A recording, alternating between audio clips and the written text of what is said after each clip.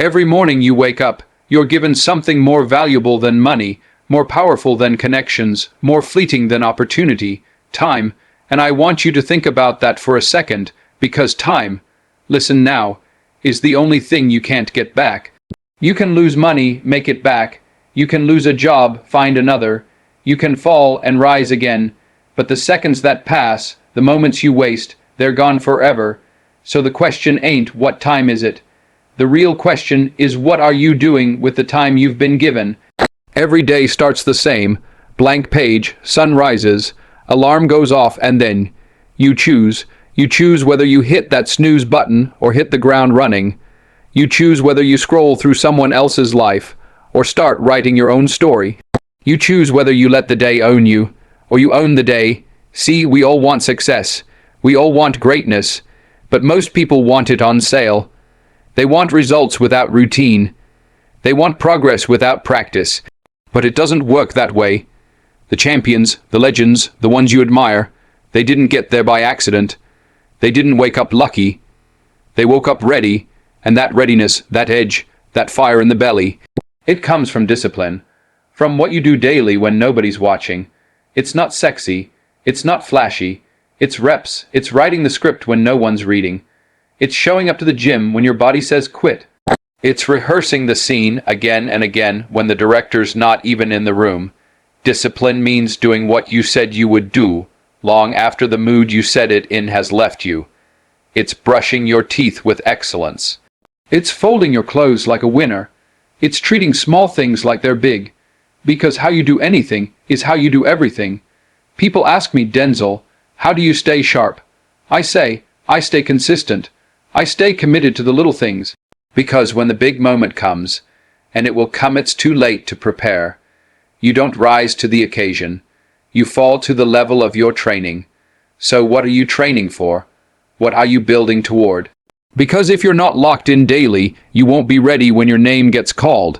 Let me tell you, there's someone out there right now with half your talent, half your resources. But they're getting up earlier, staying up later, and working with fire in their gut. They don't need it to be perfect. They just need it to be done. They don't complain about how hard it is. They get up and do it anyway. And if you're serious about your future, about what you're called to do, you've got to move from feeling to habit. You've got to make discipline your default, because dreams without discipline, that's just a fantasy, but discipline with vision, that's destiny. There's something that happens when the lights go out, when the noise fades, when the crowd disappears. That's when fear shows up. It doesn't come loud. It whispers. It says, what if you fail? What if you're not good enough? What if nobody believes in you? And if you don't know who you are, if you're not grounded in something deeper, you'll listen to that voice, you'll believe it, you'll let it steer the wheel. But let me tell you something, fear is a liar. Fear is a master of disguise. It dresses itself up as logic. It wears the mask of caution. It tells you play it safe, when deep down you were built to risk, built to fly, built to lead, and the only thing stronger than fear, faith. See, faith ain't soft. It's not some nice idea you keep in your back pocket when times are good. No, faith is steel in your spine when everything around you is falling apart. It's the roar behind your whisper. It's the grip that keeps you holding on when your hands are shaking. It's walking forward with no map, no confirmation, no applause, but going anyway. I remember praying before every big decision in my life, and I'm not talking about some polished picture. Perfect prayer. I'm talking about God. I don't know what I'm doing, but I trust you anyway. And you know what?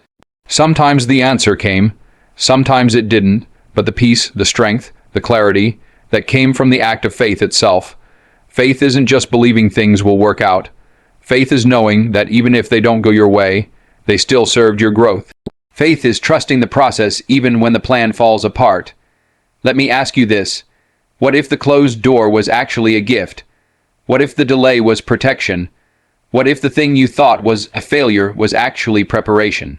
Some of you are letting fear hold the pen to your story, but faith says, give me that pen back, let's rewrite the ending. And here's what I know, if you don't build your life on something solid, life will knock you over. And you can build it on money, you can build it on titles, you can build it on followers, But when the storm comes, and it will come, only one thing will keep you standing: faith, that quiet, unshakable trust in what you cannot see. Because the truth is, you don't need to know how it's all going to work out. You just need to keep walking, step by step, day by day, eyes forward, feet moving, heart open. Faith doesn't promise the path will be easy, but it does promise that you'll never walk it alone. Everybody loves to talk about winning, about crossing the finish line, holding the trophy, standing in the spotlight. But no one tells you that to really get there, you're going to have to fail. Not once, not twice, but over and over again. See, failure doesn't mean you're weak. Failure means you showed up. Failure means you cared enough to try, and that puts you ahead of most people already. You know how many people are sitting on the sidelines because they're too afraid to fall, too afraid to look foolish, too afraid to be told no, too afraid to be seen struggling. But if you want to go somewhere you've never been, you have to be willing to be a beginner. I remember my early auditions, room full of strangers judging every word, every move, and I didn't always nail it. I stumbled, I froze, I got rejected, again and again, but every no became a lesson. Every closed door taught me how to knock harder, how to walk taller, because failure, it doesn't break you, it builds you, it builds humility, it builds resilience, it sharpens your hunger. You want to know what separates the great from the average? It's not just talent, it's not luck. It's how they handle failure. The greats, they don't avoid it, they welcome it, they don't get bitter, they get better. Because failure, when used right, is not the end of the road. It's a refuel station. You stop, you learn, you adjust, and then you get back in the race. Stronger, wiser, hungrier. Some of you right now, you're thinking about quitting because it hurts, because you fell flat on your face, because somebody laughed, because the plan didn't go how you dreamed. But hear me, you are not your failure. You are what you do after it. You're the bounce back. You're the grit. You're the late night grind when no one's watching. And one day, when you reach the mountaintop, it won't be the wins that define you. It'll be all the times you didn't quit. So don't curse the fall. Bless it. Thank it. Use it. Because failure, that's just fuel in disc. There's a voice inside you. Not loud, not flashy. It doesn't scream for attention. It whispers, but it's always there. And the world, this world we live in, it doesn't make it easy to hear that voice. You've got noise in your pocket, in your hand, in your feed. You've got people telling you what you should do, what you should want, how you should live. They hand you templates for success, blueprints for happiness. They say, this is the path, follow it. But they don't know you. Only that voice inside does. See, there's something sacred about silence, because that's where truth lives. That's where you hear the sound of your own life speaking back to you. But most people never go there. They drown it out with distraction. They run from the stillness because it's uncomfortable to face your own reflection, to sit with yourself, to listen. I've had to learn over time that alignment is more important than achievement. You can climb all the way to the top of the ladder, only to realize it's leaning against the wrong wall. You can get applause from the world and still feel empty in your soul. That's why you've got to tune in, not out. Because purpose doesn't shout, it doesn't chase you down, it waits, patient, quiet, like a seed buried under the noise, just waiting for you to get still enough to notice it. And when you do, when you finally listen, that voice will guide you. It will say, start here, let go of that, don't take that deal, make that call, trust your gift. I've had moments, on stage, on set, in life, where I almost chose what looked right instead of what felt right. And every time I ignored that whisper, I paid the price. You know what real power is. It's not status. It's not being the loudest in the room. It's knowing who you are and being unshakable in it. Because when you follow that quiet voice inside, you don't need to beg for validation. You don't need to chase clout. You walk in purpose. You walk with peace. You walk like you know where you're going, even if no one else sees the vision yet. So I'll say this to you straight from my heart. Make time for the silence. Make space to hear, because the most important conversation you'll ever have is not with the world. It's with you. We're living in a time where everyone wants to be seen, heard, noticed, admired. You post something and within seconds, likes, hearts, fire emojis. And it feels good, doesn't it? that quick hit of attention, that little spike of dopamine. But let me ask you something real. When the screen goes black, when the battery dies, when the spotlight moves on to the next trend, what's left? Because likes are temporary, but legacy is forever. Legacy isn't built in your comments section. It's built in your character. It's not found in your profile. It's found in the choices you make when nobody's watching. See, I've been blessed to win awards, to be recognized, but the older I get, the more I realize it's not about the statues on the shelf. It's about the fingerprints you leave on other people's lives. What are you doing that outlives you? That's the real question. We spend so much time trying to impress people who don't even know us, trying to craft an image instead of living with intention.